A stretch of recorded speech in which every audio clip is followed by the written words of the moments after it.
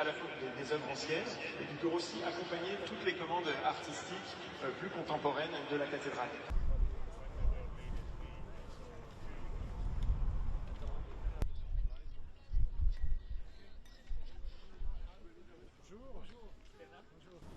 La réouverture de la cathédrale est un événement important, nous l'attendons depuis longtemps, mais en même temps Notre-Dame de Paris est le signe même de la présence d'une âme au cœur de notre ville. Elle est importante pour les Parisiens, elle est importante pour les catholiques, mais elle est importante pour les Français et pour le monde entier.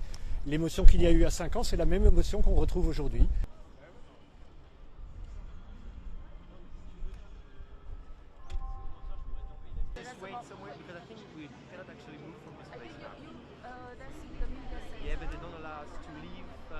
En France, une des spécificités françaises, c'est ce qu'on appelle la laïcité, c'est-à-dire la séparation entre l'Église et l'État.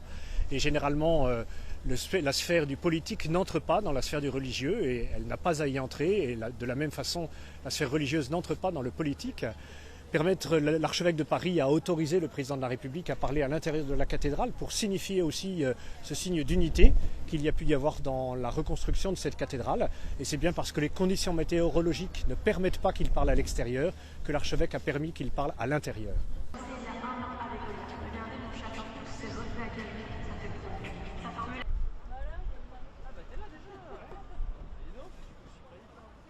Que ce soit un grand moment d'unité et pour les Français et pour tous ces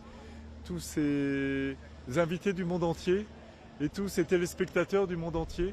Notre-Dame de Paris, elle unit. Vous voyez, il y a tellement de facteurs de division, tellement de facteurs de...